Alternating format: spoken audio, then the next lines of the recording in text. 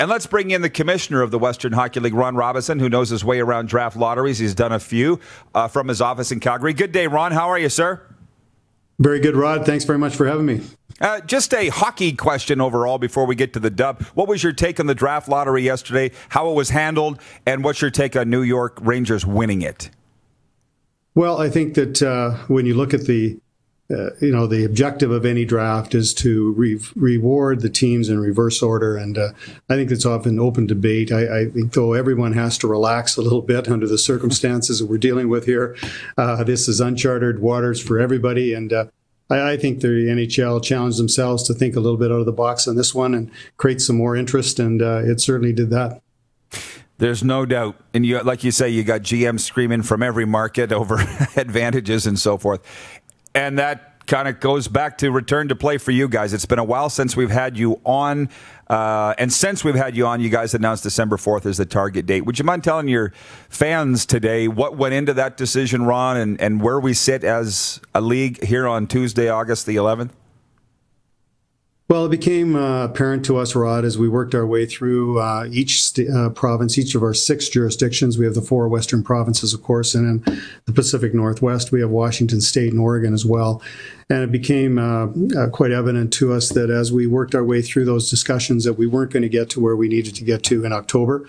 The safety and health and safety of our players is always our first priority, and there's some steps that we have to go through, first and foremost being our protocols to make sure from a safety perspective that not only our players, but our staffs, officials, and our fans are going to be safe in all of this. And we need additional time to make sure that we get the proper clearance from the health authorities in each of those jurisdictions. We've had an excellent response. They've been very receptive, very appreciative of the fact that we came to them with a very detailed plan.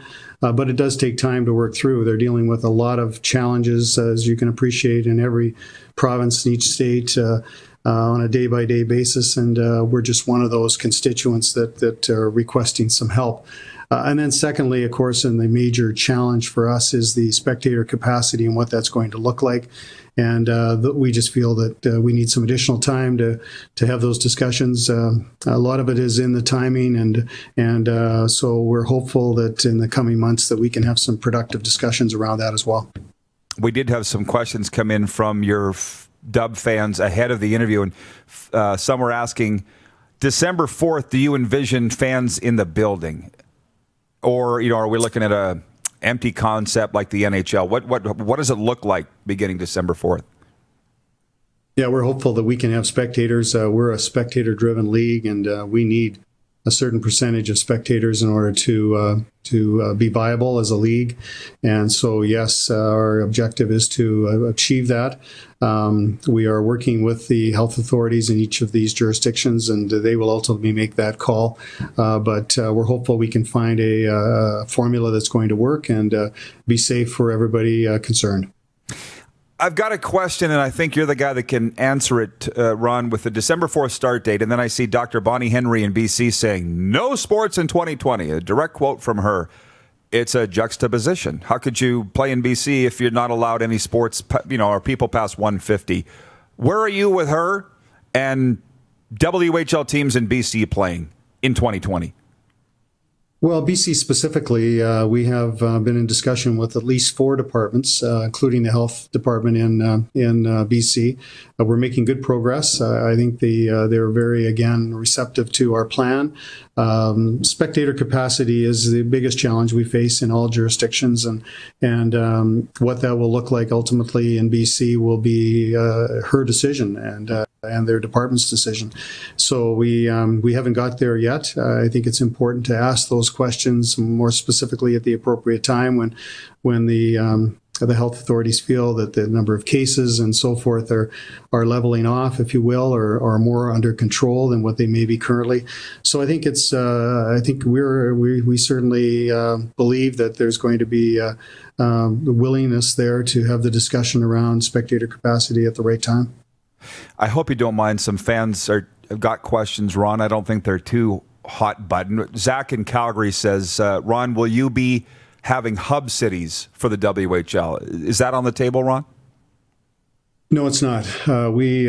Again, fortunate because I think everyone in Saskatchewan in particular and across the Western Canada, we've done a very good job of managing this situation. And, our feeling is that we want to open up in all of our jurisdictions.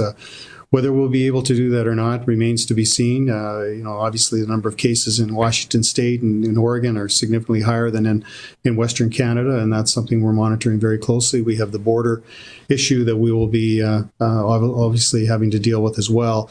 So what we can say is that we envision starting play by playing within our divisions, within our provinces and states, actually, to limit the travel and contain the team movement, and we're working with a variety of different other measures. But we think that's one proactive measure that will help us to start the season, and we'll build on those rivalries, as you're well aware, that we've got in those great divisions of ours. Well, I think the team's just got to dig a little deep. I mean, they're great marketers as it is, but I would love to see the Wheat Kings 11 times if I have to, or the Winnipeg Ice. Which, speaking of, Gary in Winnipeg writes in and he says, looking forward to building on a second season with the Ice after a fantastic first year. I interviewed James Patrick. I was on the Ice's podcast last week. They really got something going in Winnipeg, Ron. That looks like a great move. What's your take on the Winnipeg Ice here moving forward? Well, we think that the team in Winnipeg is going to be very successful. They've got a lot of good young players, obviously, and a good nucleus to work with to build a very exciting franchise. The Brandon Wheat Kings have been an ongoing, as you know, perennial, very competitive team. I think it's going to really make a great rivalry in the province of Manitoba. We think the presence in Winnipeg is extremely important. And then again, when you take the Saskatchewan teams, and I guess one of the requests we will be making to start the season will be to allow the Manitoba teams obviously to play in Saskatchewan. And the Saskatchewan health authorities and government have been excellent to work with, and we're making very good progress in that particular area. And so we're looking forward to getting the Winnipeg Ice back on the ice and getting our entire league. But the East Division will be fun to watch this year, without question. Oh yeah, always is, of course. But it's fun to build something and watch it grow. And what they're doing in Winnipeg with the WHL is outstanding. Ron, I only got one more for you, and it has to do with the players. I'm hearing this a lot, not just hockey players, grade 11 athletes that want to be showcased in lacrosse and so forth, basketball for NCAA schools. Bantam age kids, NHL draft eligible kids that are worried about being seen. And you know what I mean? Identification, I guess. Are you hearing from those draft eligible kids with their concerns that they might miss a year and that kind of thing? You know what I'm talking about. Any message to them? Well, first of all, we're determined to play. We want to get back playing as soon as we possibly can.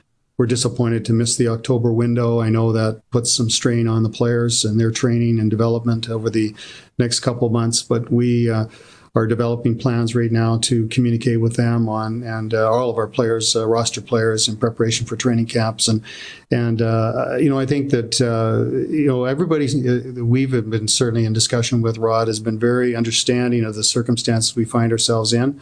It affects everyone, obviously, and in every walk of life. And we just have to be patient as we work our way through this. And we want to get to a place where it's going to be safe for the players, but also safe for our fans. And we're working over 24/7 to try and make that happen. And we're looking forward to getting more information out to our players. And I think in terms of exposure, I think that everyone understands that there's going to be a delay. And but once we start up, we hope to be business as usual and give the opportunities for full exposure to our players. Thank you. Exposure was the term that I was looking for. And as I tell these young kids and their families, if you're good enough, they'll find you. Relax. Just stay healthy, do your thing, stay in shape, and be ready. And it seems to calm them down. This has been an outstanding update, Ron. Anything else you'd like to say before we let you go? No, I think the key word is patience in all this, Rod, that I understand when you're a young player, you want to get out and get your season started. This is probably the most challenging time because training camps would be opening normally in another week or so, and we're just not in that position. But we are committed to doing everything we can to get the Western Hockey League back on ice as quickly as possible, and for the benefit of the players and for our fans and everybody associated with the organization. So hang in there, and we'll look forward to hopefully chatting with you soon with some more announcements in this regard. Thank you, Ron. Keep up the good work. Appreciate your leadership. Thank you. Thanks, Rod. Thanks for having me. Commissioner of the Western Hockey League, Ron Robison, from his office in Calgary. You're watching Rod Pedersen On Demand. For more of The Rod Pedersen Show, visit rodpedersen.com or follow Rod Pedersen on social media.